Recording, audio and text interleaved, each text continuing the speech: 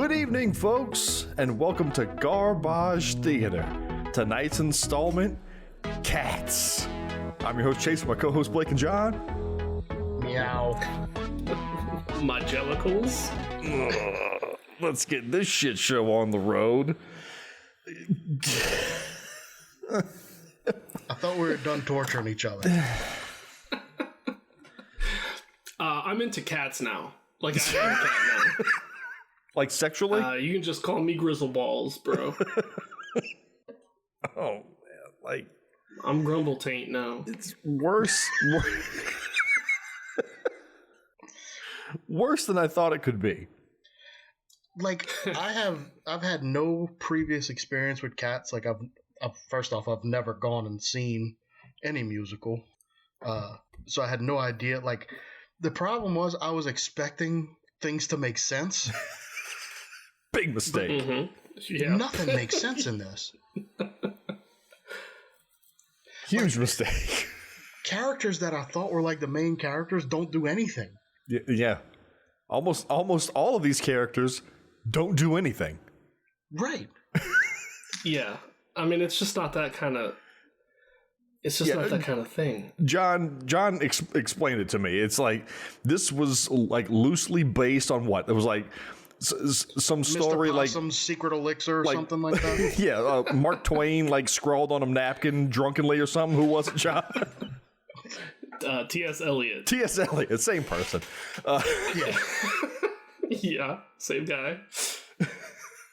It was like a collection of descriptions of cats, and they decided, hey, let's make this into a thing. And there it is. So T.S. Eliot is a lunatic. Apparently he's a lunatic. But, I mean, you know, it's poetry, so there's probably some interpretation somewhere where it's not just about a bunch of cats. I have to assume. I don't know. I mean, like, I don't know why you'd read this otherwise. But Is jellicle a word? No, of course not. Okay, so I found out what jellicle is, and it's like in one of his poems. It's like a corruption of the phrase "dear little." That's not anywhere close to that. Dear little cats. Not at all. Well, Dear I mean, little cat. That's what he said. And like, there's dogs or pollicle dogs. They're like poor little dogs or something. Okay, so it makes even less sense than there's original. a whole. I wish you hadn't explained it to me, because now I'm even more confused. Well, what's Elliot's like Irish or something? I mean, That's no excuse. Gaelic. I'm saying like Gaelic doesn't make any sense. Gaelic doesn't make any sense. It does, It's a though. language, but it doesn't make any fucking sense. But I mean, like Shakespeare did that. He would just like kind of. It's like a pun almost. That's, it's not. That's not a pun.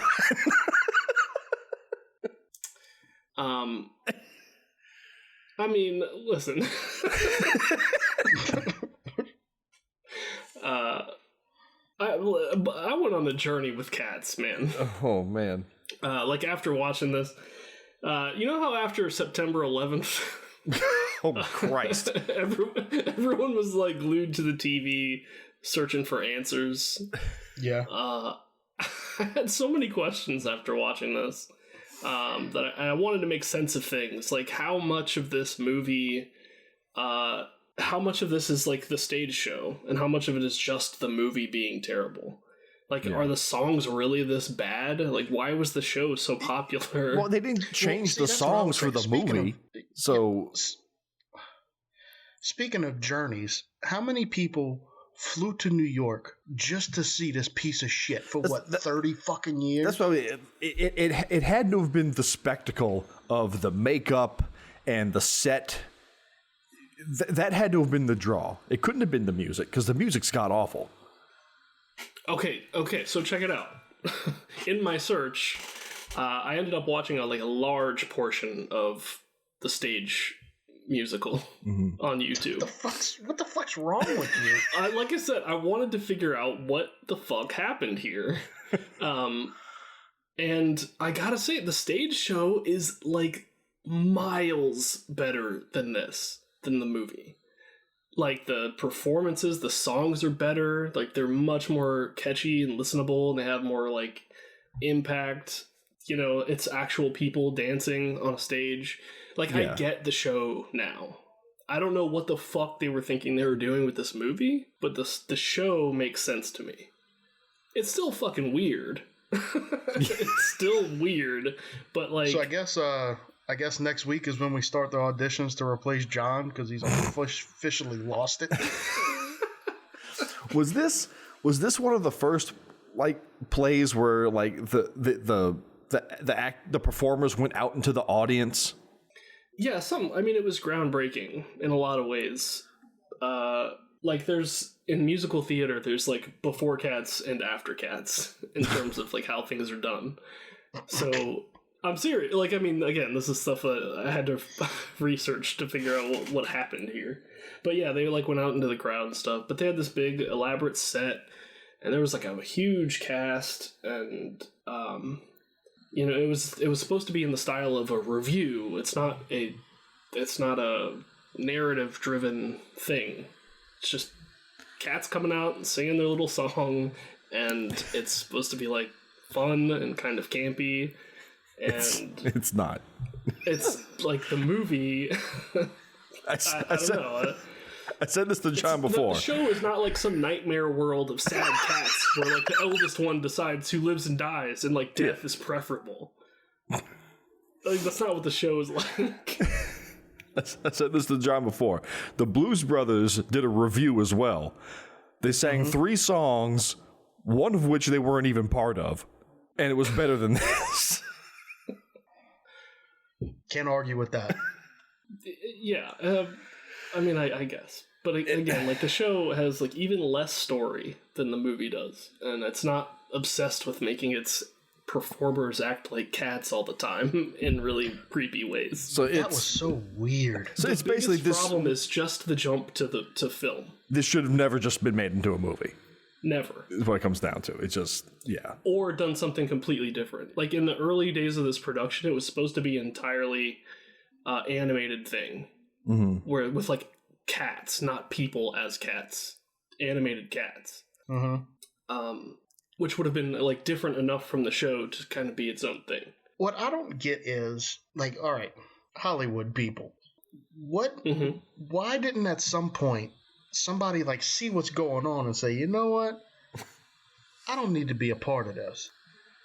And I'm looking at you, Idris Elba and Ian McKellen What and Judi Dench. Well, it's because they were in green bodysuits in a big green room. Right. That's why they should have been a clue, though, man. That's why they had no idea. I don't know. They didn't know what they were going to look like. The sets were real for the most part. Were they? Yeah, I was kind of surprised to find that out too. Like, that's odd. Of the sets were real. That's odd considering how much hovering above the plane of the ground they do. Yes, and so the visual effects were another like whole can of worms.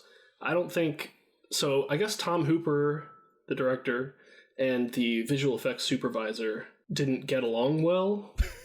And, like, Tom Hooper hadn't done anything like this before with, like, lots of visual effects, so he didn't know what the fuck he was doing. So, like, they would do performance capture, and then they would give it to the visual effects house, and, like, the data was unusable, because they didn't do it right. So, instead of, like, using the performance capture, they ended up having to rotoscope everything. So that's why there's, like, floaty faces, and they're, like, not touching the floor and stuff. And they also were rushed. They didn't have the time to do it properly. I'll show this Hooper son of a bitch. I'm going to put buttholes on every one of these fucking cats. Get those buttholes in there.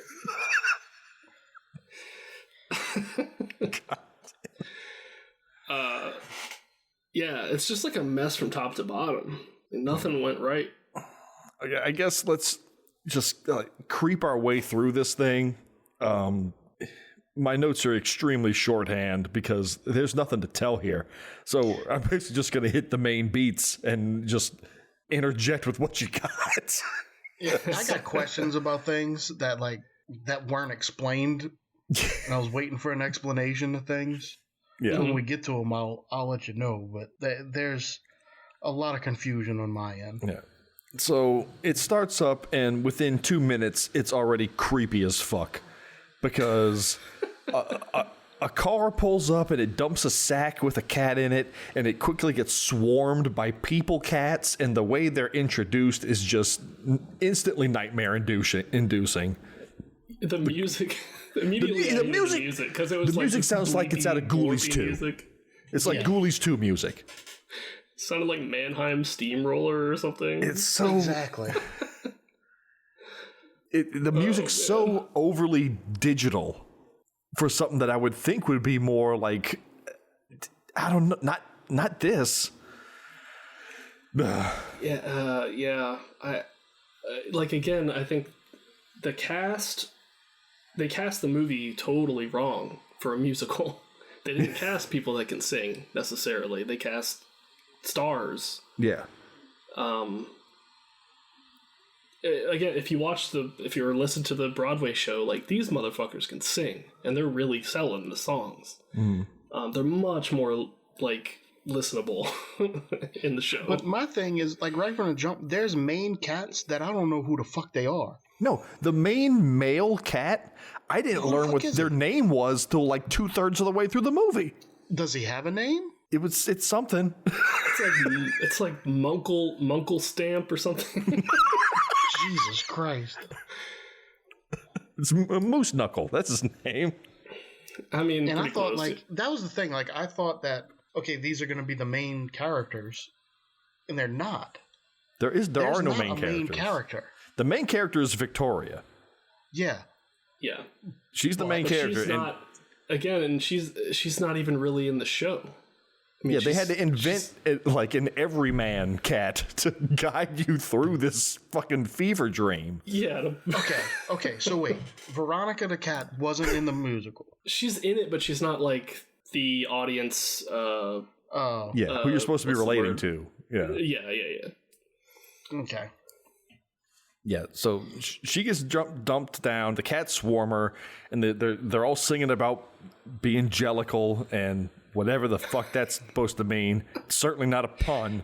Explain exactly what a jellical cat is in the way music. that they say jellical cat in that half sing-songy, half talking way, like where it's just like over theaterized.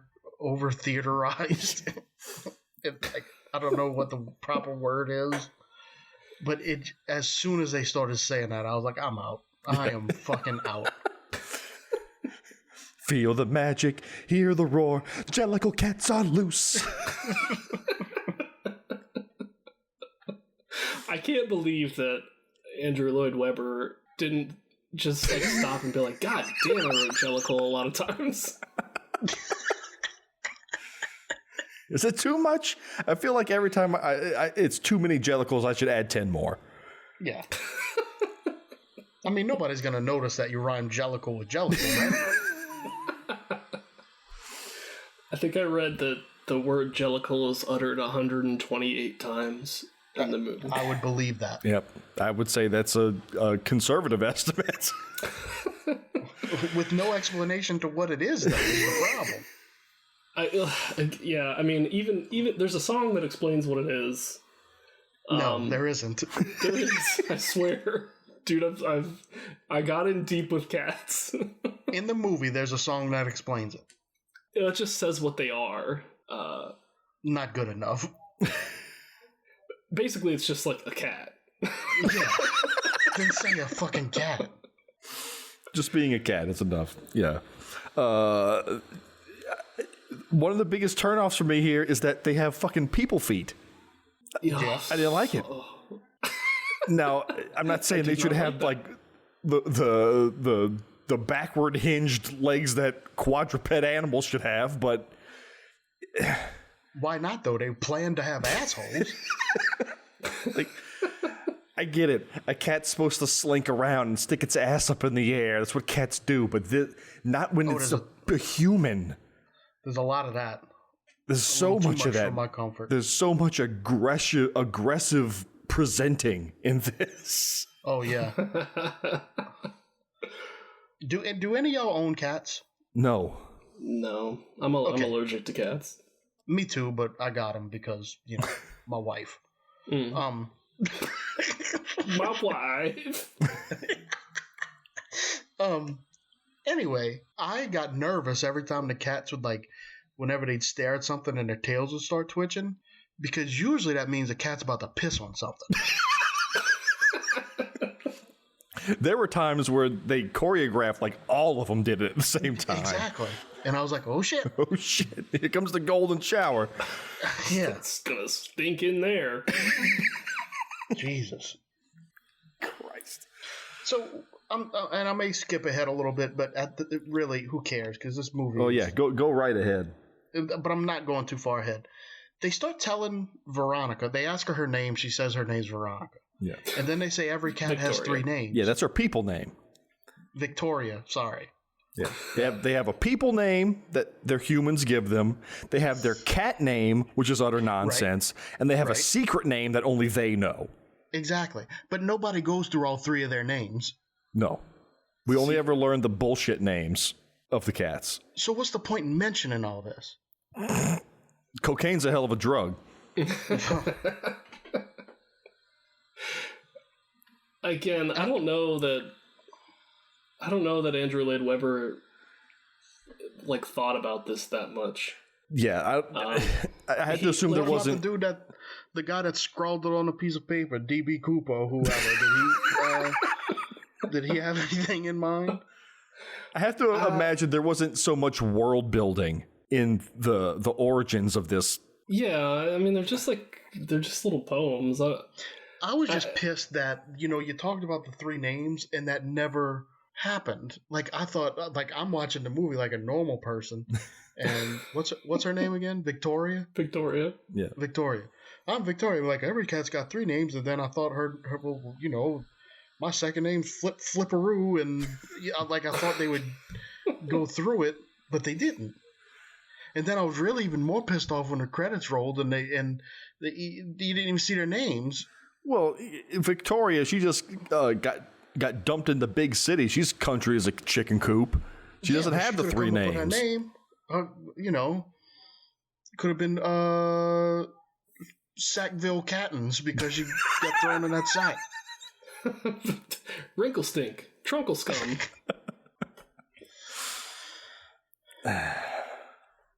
We're looking for sense in something that has none. So, Idris Elba shows up, and he has clothes for some reason. It's like Heathcliff and the Cadillac Cats. Some just inexplicably have clothes. He even had his chain had the little the fish bones on it. Or was that Rumpletumfucker or whatever that had him? One of them had a chain with fish bones on it. Idris Elba was the pimp cat. Right. He had the big coat collar and the big floppy hat. Yeah, I don't know if he had a collar at all, but. And the thing was, I was halfway cool with Idris Elba just because, he's a cool motherfucker no matter what. I was fine with Idris Elba until he ditched the coat. When the clothes came off, I was like, oh my God. Because they made his fur the same color as his skin, and he just looked naked. Plus, okay, I'm sorry, but when Idris Elba takes off his clothes, I'm expecting a huge fucking hog. And obviously. Not Ken for doll. there to be nothing there was a little disappointing. They robbed you of seeing his butthole too, so. Yeah. Fucking bullshit. Yeah. So he shows up. He's McCavity. McCavity is magic, and he is also a cat. There you go. And I felt like Victoria looked the worst of all of them, CG wise. Well, she was definitely the hottest of the cats. That's not what I asked. Just saying. We can state the obvious. Let's rank the most fuckable of the cats. All of them that looked like it was a CG body with a face just kind of glued to it. Yeah. She looked the worst. My top 3 fuckable cats would be Jesus Christ. Victoria. Whatever Ian McKellen's was. Gus the theater Obviously. cat. Yeah. Gandalf the cat. And the one on the barge. Growl Tiger. Ray Yeah, Growl Winstone. Tiger. Oh, that one was sad. when I saw Ray Winstone showed up, I'm like, oh, how embarrassing for you. How'd they get these people in this thing? That's what I'm saying. Just the cloud of it being cats? I think so. I think it's like, if you don't do cats, your career's over. I was just so disappointed in fucking Gandalf. I was like, you betted in this, dude. Well, okay. Gandalf shows up, and he's in the background for a little while, and then he comes to the forefront. And he has his own little scene, and he's got like this old tattered coat. He's supposed to be this elderly cat that lives in the theater. And like, okay, that's fine. But then they pan out to the wide shot, and he's just got the coat, and he's like a doddering old man who's forgot he's naked under this coat, because it's just this skinny nude cat with this coat on it. I just saw this like demented old man. As soon as he hissed for the first time, I had to watch Gandalf fight the Balrog just to like clear my palate.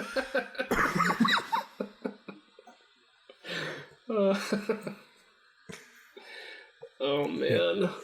Yeah, again, it's so the choices are so strange because like in the show, it's like a more impressionistic kind of costume. You don't have to think about what's literally going on. Like when an actor says they're a cat, but they're wearing shoes, I don't have to stop and think about it. Right. But when an effort has been made to put them in like realistic sets, give them realistic proportions and fur, and teach them how to move like cats, things get really awkward. Yes. Yeah. When they have like clothes and shoes. I was about to say, like, when they show up with clothes. What is this? How small are those shoes? Who made that coat? Little tiny suspenders. Yeah, I did like how the sets were, though, where they were small and all. Like, I got that. Like, that was cool. That just enhanced the creepiness to me. I thought that was cool. It's like not a bad idea, but I feel like they also had a lot of trouble with the props staying in proportion. Mm-hmm. Like there were some things that were way too big, and which isn't too surprising. You have problems with the faces staying where they're supposed to be on the cat too, and on the mice too. Oh my god, the fucking mice! Oh, crazy! Okay, absolute worst. I could have done that. Yeah, that's nightmare fuel. We're almost to that. Let's just go through it. So they explain to Victoria about the 3 names and all that shit, and they're dancing around, and the CG, like they're doing all this ballet, and it's lost because it's all fake. It's all CG. Mm-hmm. Right. So who gives a fuck? Yeah, even if they did it on set for real, like the fact that it's CG, like ruins it. Yeah, you've lost what it truly is at that point. Yeah, you're not watching people, at peak physically. You're just watching let's face it, CG shit. When you rotoscope a sword fight in a movie, you've lost that magic too. That's all they've done here. Absolutely. I mean, if Jackie Chan did all his stunts, with a digital double or whatever, he wouldn't be the legend that he is. Yeah. Exactly. So they introduce Mr. Mistopheles. He comes prancing in, and they talk about how one cat will be chosen to be the most jeclical of all, and which we now know just means cat. You'll be the most cat of all. Yeah, the cattest. So we're gonna start introducing, like, going deep into each cat's ethos, I guess. And so we go into this house and we meet. Is it Gumpy Cat or Grumpy Cat? I thought it was Gumpy Cat. Gumpy Cat? I don't know. Cat. It's Rebel Wilson. Any dots. Yeah, it's Rebel Wilson, and she's shoving her crotch into the camera way too much for comfort. Look, that sounds like a joke, but it's not. Like, here it is, folks. This pussy is scratching her pussy on the fucking TV like it shouldn't be. Yeah. And it's weird. And then all I can think is, God, good thing they didn't put the butthole in. So they're in there with her, and they're following her around, and then she's got, like, a bunch of slave mice that she forces to perform with her. That are children. And they're children. And then we go even deeper into the microverse, and there's cockroach people. Oh my god. And it's just more and more upsetting the smaller you get with these creatures. Gumpy Cat then shreds her skin off to reveal she has clothes on under her skin. She's got an outfit on, performing like a little jumper or whatever. So that's her. Okay, she's one of the candidates for Jellicle. And then we pivot from her to Rum Tum Tugger. And he's funky and also a cat. He's got the hovering backup dancers, and it's just so goddamn poorly done. And then they go into a milk orgy. Okay, so when Rum Tum Fucker shows up, and like I'm starting to think, okay, this must be a main character. He's got his own fucking song. He's got the bitches and the milk bar. Like but that's it. He's done. Yep, he's done. You see him for like a second later in the movie. Yeah. Banging whores in a trash can. It's like G.I. Joe and He-Man. This was just made to sell action figures. I mean, I gotta say, can you like, imagine those? Yeah, the Rebel Wilson segment, I think, is probably the worst part of the movie. It's horrifying. And then the Rum Tum Tugger number, by comparison, was kind of enjoyable, I thought. Well, compared to the one right before it, it was. Yeah. But then, like I said, I'm expecting, here's my main character. Nope. Yeah. So, in the middle of Rum Tum Tugger song, Grisabella strolls in, and she's this constantly crying, snot-faced, sad cat.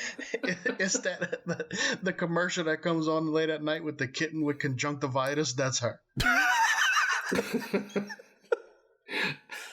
So yeah, she comes in on with Jennifer Hudson. She must have had a cold or something. Yeah. Nobody likes her because she's friends with McCavity or something. Yeah, but they wasn't being too jellical either. Like, all she did was walk by, and they started being pretty bitchy. Yeah.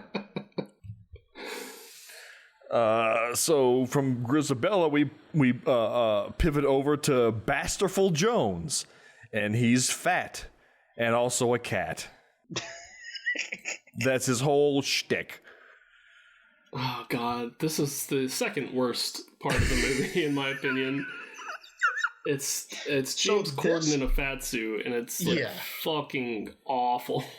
So this is where I kind of got the feel where they're just showing different kinds of cats. Yes. Mm-hmm. Because like he did kind of show like a type of cat's attitude, like the fat spoiled cat, you know? Yeah.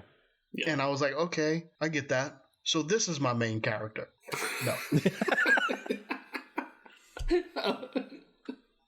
I love the idea that Blake, up until even the final moments of the movie, is like, which one's the main character? I was the whole time. I'm like, whoa, who is it? Oh man, this was one of the examples where the scale was all over the place because he's going around trying to find food in the garbage cans, and the garbage can. The scale of the garbage can is like to a regular cat, but the food inside the garbage can is enormous. Yeah, he eats like a gigantic shrimp or something. The coon ass in me was like, ooh, I like that shrimp. No, but this one was vile. All these cats, all these people, like monsters digging around in the trash and like drinking liquids from the trash. Just fucking gross, dude. I hated this. And then again, I watched in the show, he's just like a chill, like respectable cat. Everyone likes him, and he sits there and everyone likes him. And he's just like he eats at the finest restaurants in the area. So he's supposed to be the fancy cat, not the garbage cat. I mean, he's got a bow tie. Yeah. It's his fur, but it's a bow tie. And also, that person can sing in the show. No, Nobody can fucking sing in this movie. That was another thing. The only cat that had a singing part that was any good was Jennifer Hudson. Yeah, and she sang the only song that I recognized from this whole fucking thing. Well, good for you, because I didn't catch that. Yeah, apparently that's one of the most... it's like one of the most profitable songs of all time, because like Barbra Streisand did it or something. Like, I don't know. That's the only song that has any cultural hold. Yeah, I recognized the hook of that song. I was like, oh, that's Cats. Sure. See, I kept waiting for that because I know that supposedly all these songs are extremely popular. But once again, didn't happen. Yeah. So I guess Wu-Tang Clan never sampled any of the Cat songs, so maybe that's why I don't know what it is.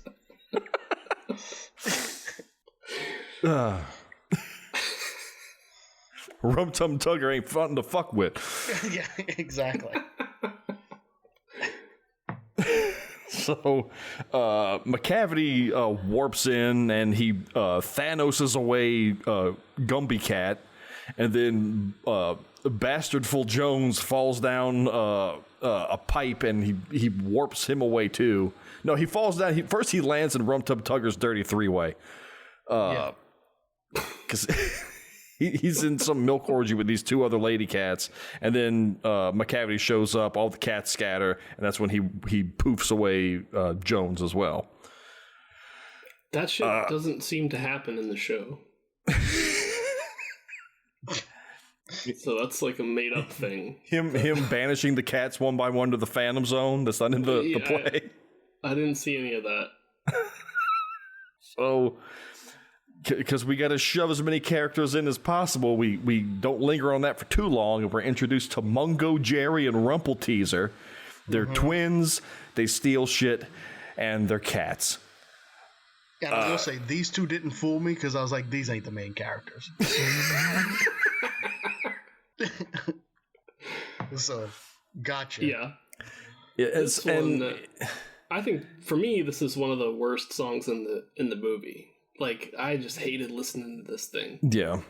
Like, so in terms of the songs that cannot hide the fact that the lyrics don't fit the music. Right. Like, okay. This sounded like they were just making it up as they went. This whole movie sounded like pots and pans to me, so... But... another thing that I heard was that he insisted on having them sing on set. Like, they didn't record separately. So, they had to record sound, from set. And then the mix got all weird, so the songs are they sound terrible, because, it wasn't recorded properly. And you didn't have fucking singers, either. That's a big problem. This whole movie wasn't done properly. And I was also very upset because when these two cats show up, they take what's her name? Victoria. Yeah, Veronica. They take her into a room and they trying to steal some jewelry, and a dog starts barking and running into the room, and they leave Victoria behind. Yeah, she gets tangled up in some jewels. Yeah. I was expecting to see some dude in the same thing as a dog come running around the door, but it didn't happen, and I was very disappointed. Yeah, dogs are just dogs in this universe. Yeah, I just wanted it to be a dude come around the floppy ears on side of his head. Yeah, nothing the dogs exists in this world except the cats. Yeah, even the every storefront on the street is cat related. Service only to cats. It's milk bars. Yeah. Some other shit. Seafood places. Yeah. Yeah. So the dog shows up, busts up the fun. Mr. Mistopheles saves Victoria. I wanted Mr. Mistopheles to run out in front of a car from the jump. I didn't like the way he looked. He's an ugly cat. He'd never get adopted. He did suck. He sucks. And once again, I'm thinking, surely he can't be the main character. Most put downable cat, Mr. Mistopheles. Yeah, but then he came to close to making it with Victoria. Yeah, I mean, Okay. There's an argument for Mr. Mistopheles being the hero of the movie. Exactly. But he's not. So we cut to Bastardful Jones and Gumpy Cat on a barge with old Growl Tiger. He's surly and also a cat. And he's got like that little chunk taken out of his ear, like a cartoon. I like it. Like a little bite, shark bite. Yeah. So he's guarding all the cats that McCavity's warping away because he's knocking out the competition, because if he's the only Jellicle cat left, he'll be the Jellicle choice, and whatever that fucking means. And that isn't Chase just throwing Jellicle in front of things. They said that. No, that's what, yeah. Yes. He's going to be the Jellicle choice. I'm the only Jellicle candidate left. The Jellicle is out. Old bitch got to make the Jellicle choice. Yeah. I'm the only Jellicle. Bada bing, bada boom. The math works out. Yeah. He goes, meow, and he disappears. Oh, God, that pissed me off. I totally forgot about that. God, that pissed me off. And whenever he teleports, he's going to go, meow. Did he, like... It made me lose respect for him. Because did he go back to his trailer and practice his fucking meow to disappear? Or was he saying, okay, this is fucking stupid? Dude, all the bitching and moaning he did because he had to be Heimdall in like 8 movies, and you go and willfully do this shit? I don't know. I knew we were in trouble when Hugh Jackman wasn't in this. That dude loves singing and dancing. He does. And I was wondering, did he get the heads up to be like, yeah, stay away from that one, dude. They're going to be good. Because he was in this dude's Les Miserables movie. Maybe he saw who else would be singing in the movie, and he was like, yeah, this is a bunch of talentless fucks. I mean, I fought Ian McKellen many times. I don't recall him ever belting out any numbers. I don't know about exactly. Yeah. Jason Derulo, yeah, y'all have fun. I'll catch you guys next time. Yeah. So this is when old Deuteronomy shows up, and she's like the queen of the cats. And she's old and a cat. That's all that's it. That's it. That's their thing. That's as deep as it goes. Song. She's the oldest cat, and she gets to pick who the goddamn Jellicle cat is. God damn it. Yep. And then I'm like, is this it? Is this the main character? Yeah. Nope. Well, she's singing her song of the movie. Yes. Though. Yes, this is true. Yeah. She comes back later as Deuteronomy the White. Yeah. Speaking of Gandalf, while she's singing her song, he shows up in the background just like he's an extra. Is Ian McKellen just like a random extra in this movie? Well, that's how the wizards came to Middle Earth, to blend in and...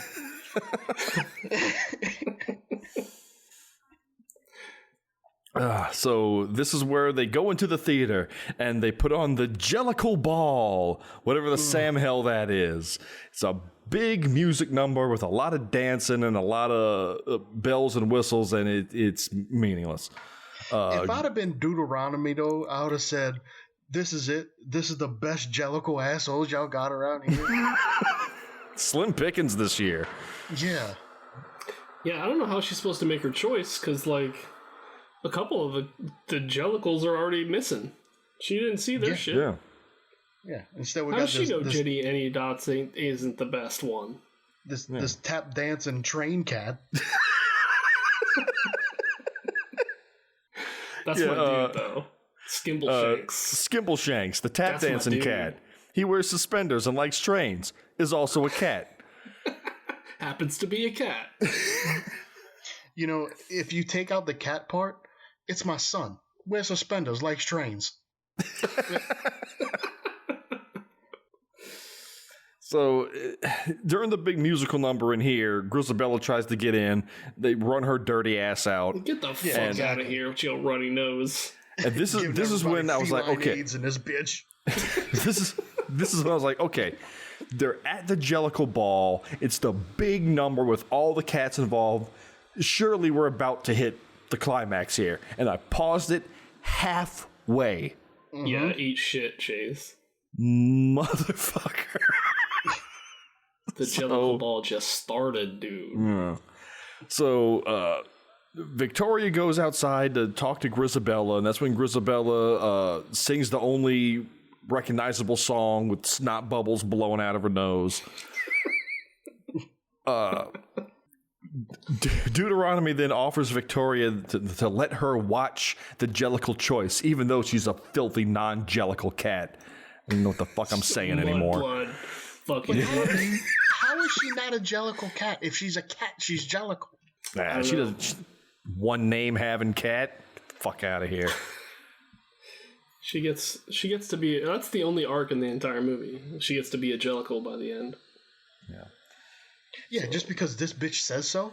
Yeah. Apparently she's the decider. She does the deciding. Joined up with some other group of cats. I'd be this group of cats is weird. Exactly.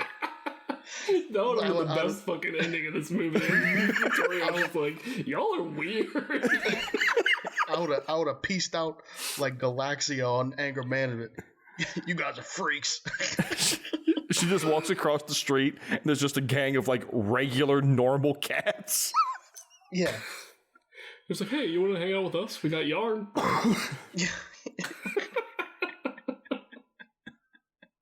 There's a kid over there brings us all kind of stuff to play with and all that. It's pretty cool. Chase a laser pointer. Come on, you guys, are you guys Jellicle? Like, what the fuck is Jellicle? Don't hang out with that crowd over there anymore. Yeah. Just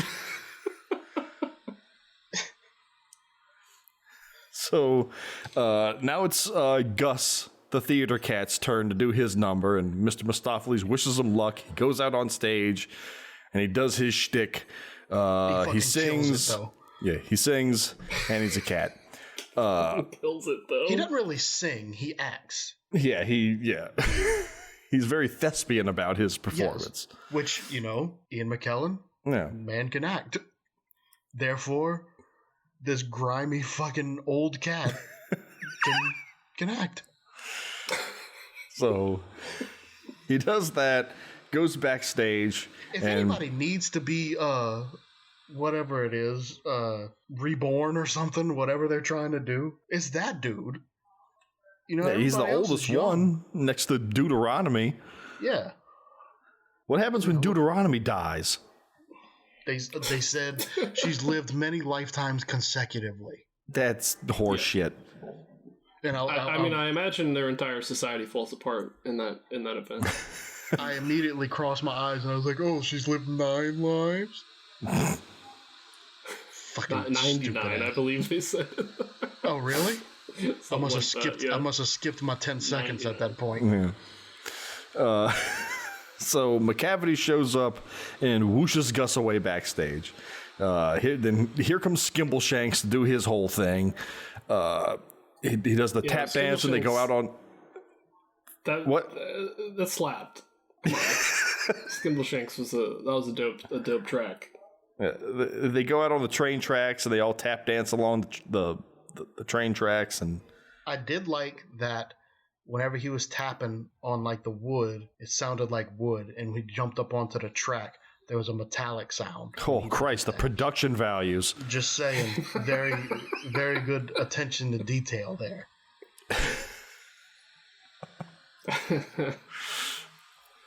If only it looked like he was actually touching the ground. The best part of the movie for me. Yeah. So he finishes his number. He flies into the air and turns into dust with random synth sounds. Then here comes Taylor Swift to drug everybody and be a cat. Mm-hmm. I can't remember what her name was, if they gave it. I'm sure they did.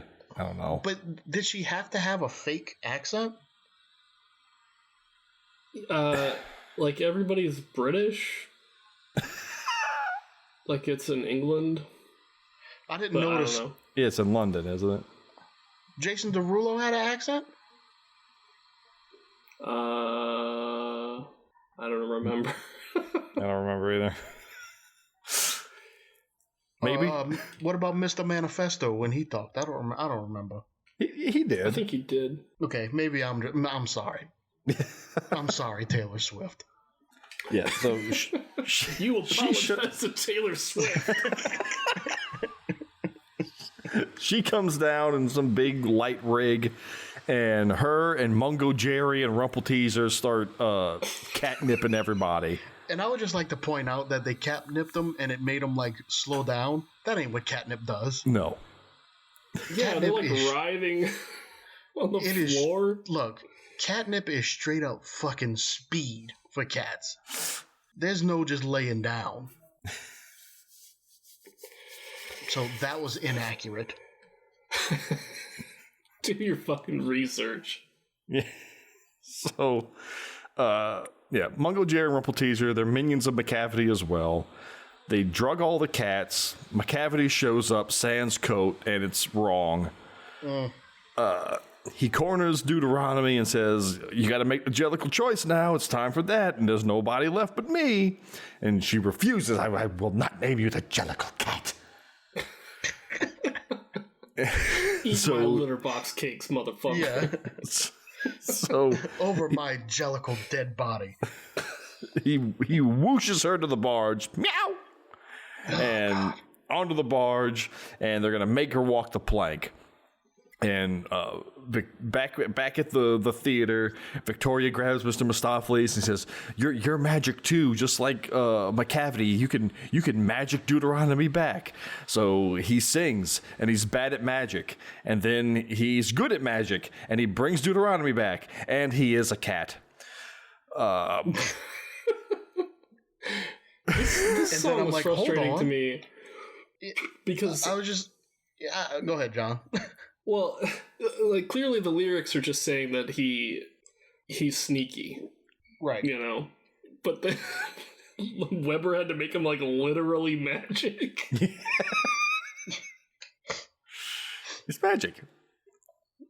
I was just thinking. I just was like, hold on, this fucker was the main character the whole time. He starts shooting playing cards out of sleeves like Gambit and flying in the air. Total magic. What's a cat gonna do with playing cards? So Deuteronomy warps back to them. McCavity and Taylor Swift are pissed that they saved her, so they warp away. The other cats break loose, and Gus fights Growl Tiger, and he smotes his ruin upon the mountainside. That's right. Back at the Jellicle Ball, Victoria brings Grisabella into the theater and sings with her. Grisabella sings some more, even more snot-drenched before. Is still a cat. Deuteronomy names her the Jellicle Cat and puts her in a chandelier and shoots her to the fucking moon. And then I was like, hold on, fucking COVID Cat was the main character the whole damn time.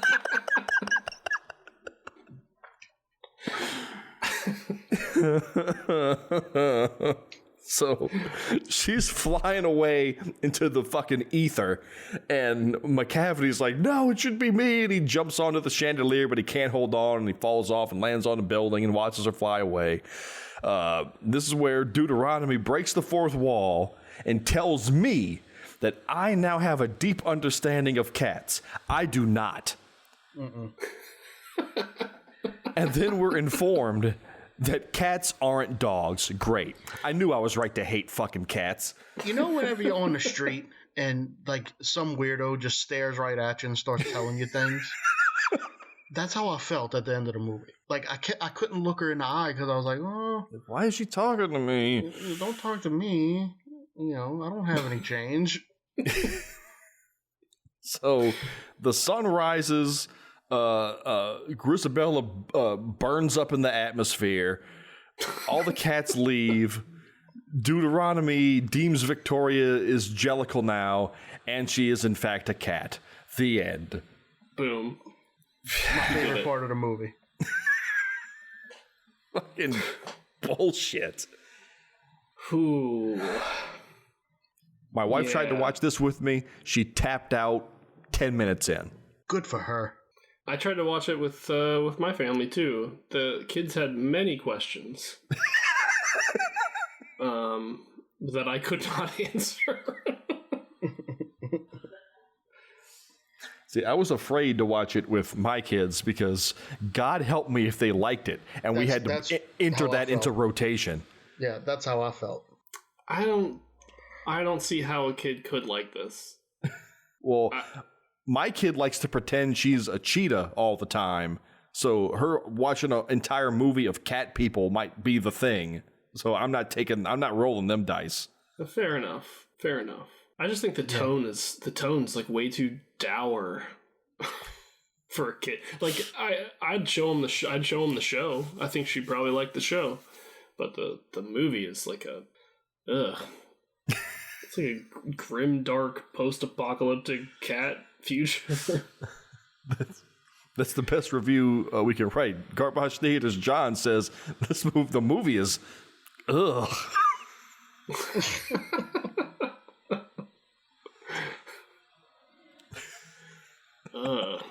Yeah. Judi Dench plays like the Immortan Joe of cats.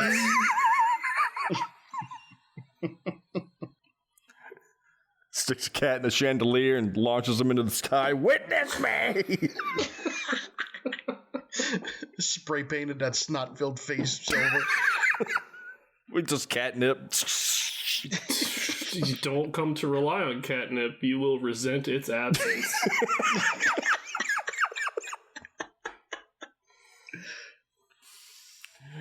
Mediocre.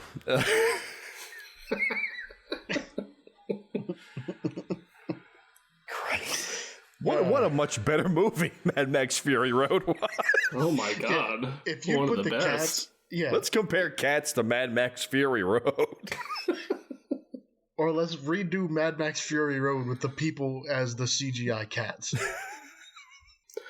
I'd watch it. The names almost would fit within the universe. Yeah, Furiosa. Immortan Joe is like you could. I mean, that's Yeah, fine. that's a cat name. That's. Speaking of cat names, let's do our little bit. What are all of our cats? What's our cat names? And what kind of cat are you? Go. I'd be a Scrimbledank. Smoke lots of weed cat.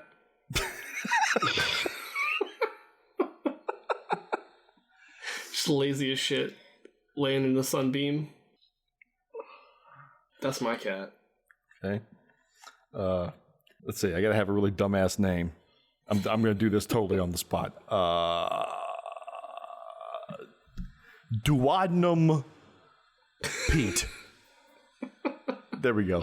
Duodenum Pete is my cat, and I'll be a hoarder cat, just a mummified cat, squished up against an armoire and a stack of Publishers Clearinghouse letters. This whole Duodenum Pete. God damn, this the one. The dead cat. I don't know. I guess my cat would be eosinophilic esophagitis would be his name. And I don't know. I can't think of anything funny for him to do. He's just there, cat. Yeah, he's the cat when you go to somebody's house and he walks out and you're like, oh, you have a cat? That's eosinophilic esophagitis. And then you don't see that cat the rest of the time you're there. Exactly. Yeah, I know there's a cat here. Hates strangers. He's shy. That's all. Okay, so we got two little last bits of business. We have to deem whether Cats is garbage or not. I don't think we have to debate that. I don't think either. But we also have to rewind and say whether or not Wonder Woman 84 was garbage or not, because we forgot to do it on the last episode. Yes. Oh, man. So, Wonder Woman 1984, garbage or not garbage? Garbage. I'm going garbage. I'm I have also no reason going to ever garbage. revisit that movie. Yes. Also, I consulted 3 people about the radar and the invisible plane and everything. Mm-hmm. Uh-huh. Radar would pick it up. There you go. Gotcha. Because it's still there. Yeah. Gotcha. Well, okay. Barring the magic and all that shit. Yeah. No. Would I re-cracking that egg? You'll never let me explain what I meant. No. Because that was Okay. the stupidest statement I've ever heard. If I can't explain it, how do you know? It Too bad. depends on the magic. Too bad. Because here's the thing. They said if the plane ran into something, would it make an impact? And I said yes, because it was interacting with the clouds and stuff, so it was a solid object going through those things. Then they said yes. This was a Navy person, had a little bit information. The Air Force guy, he's the one that really was like, no, it's there, so radar's getting it. And then just another person from work. All right, fine. Put some homeless guy on the street. Yeah. But they It's said, like, nah, man. it's still a solid object. Doesn't matter whether it's invisible or not, because it's still there. Okay. Yeah. It's based off of the physicality of it being there. And when I brought up the magic thing, it was like, well, the people are still in it, so it's still there. Yeah. Which They have is to a be good sitting point. in it. Yeah. Get out of here with your magic. Okay. All right, Cats. fine. Garbage or not? Garbage. Garbage. Extreme garbage. Cats, the play. Don't care. Yeah. As the only one that took any interest in it, I don't think it's garbage. I'm going to play devil's advocate and say it is garbage.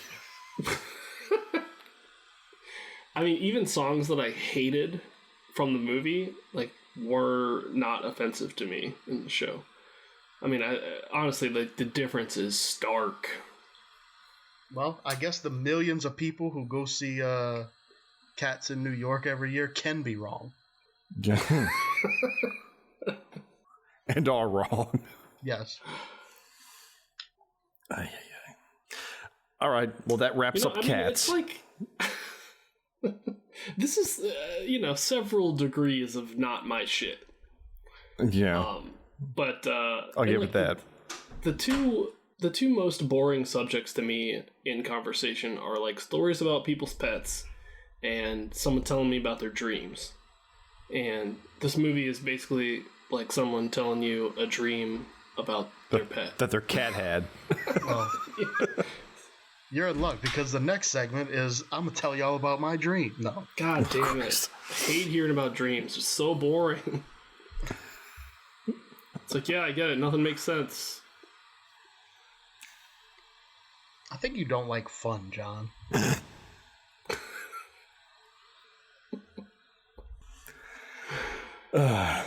Well, okay. That's 3 in the hole. So I think we can go ahead and announce what we're doing for our special. Ooh. Oh. Because this is the first of the revamped Garbage Theater specials. The way we're breaking down our format is we're gonna do 3 movies, and then we're gonna do a special. And the special, our first special, our debut special, is gonna be a 3-parter. Yes. We're gonna have a lot of fun with it because we're doing the Hobbit trilogy. I am so happy. Blake's happy because he says that there's nothing wrong with the Hobbit trilogy. I didn't say there's nothing wrong with it. I believe that's the exact word you said. I said it's not as bad as you think. I don't think that's what you said. I don't think I said there's nothing wrong with it, because there is wrong with it. I say there's lots wrong with it. Nah. Where does John sit? I sort of agree. Have you seen this, like, there might be a couple going around, but there's like a 4-hour cut of all three of the movies put together with all the fat trimmed out.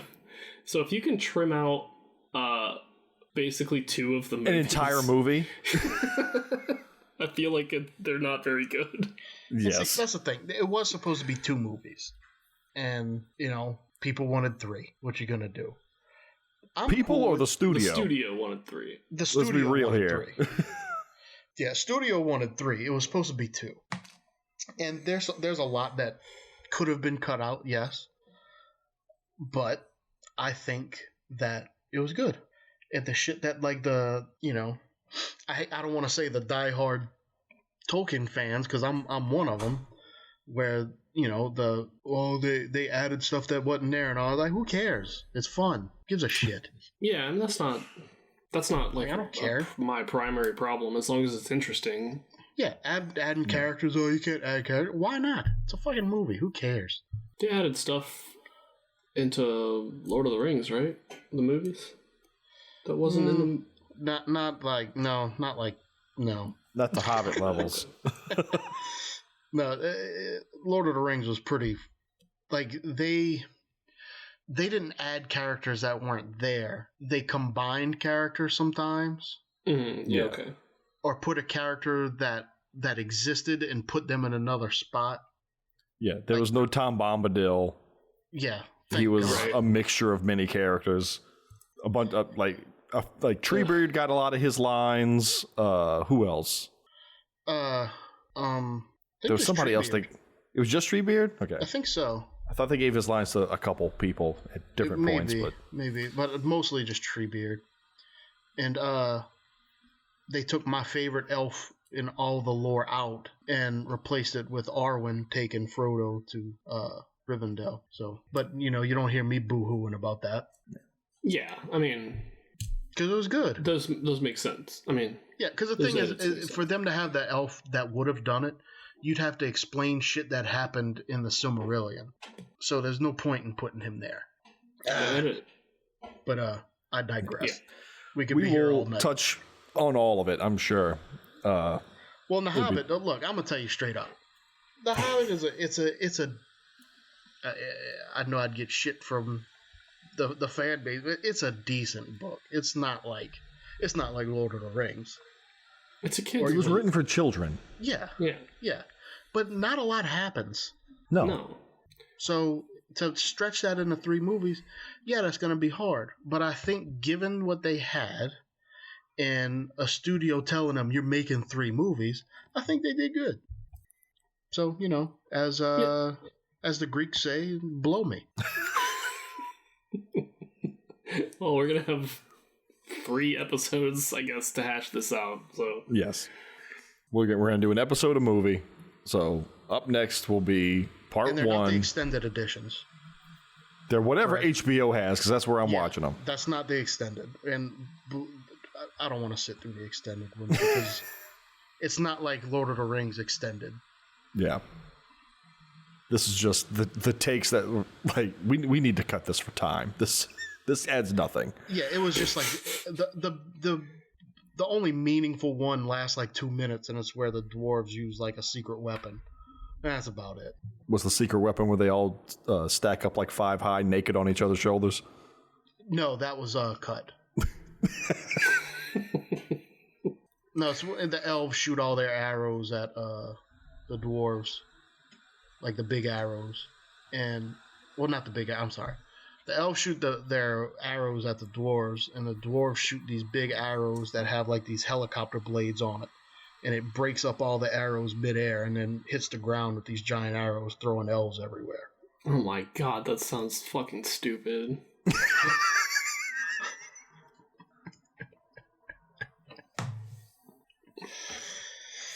Well, you're never going to see it now. Yeah, you don't have to worry about seeing that. Good. Yeah, I get enough of the dwarves like wacky hijinks throughout these movies. The saddest part of that is Billy Connolly yelling whenever he does it. He's like, he calls them the Twiddly Widdlies or something like that. It's like, dude, come on, you're in a fucking war. Oh man. It's gonna be fun. He's like, oh, you like the old twiddly widdlies? What? Like, they're good at building shit, not naming shit. Yeah. Especially right after he told, why can't I think of names now? I've had too much to drink before we did that. I can't think of elf names now. Thranduil, he told him that he was gonna take his hammer and knock that pretty smirk off his face. I'm like, yeah. Tell that handsome fucker. Yeah. But, I'll bang you right in the face with my twiddly widdlies. Yeah, exactly. We'll get into it. We'll get into it. We'll have plenty of time. So, on that note, folks, we'll see you next time with The Hobbit Part 1, There and Back Again. Thank you for listening to Garbage Theater. As always, you can find us online at facebook.com/Garbage Theater, on Twitter at Garbage_Theater, and on Instagram at Garbage_Theater. If you'd care to leave us a review on iTunes, we would very much appreciate it.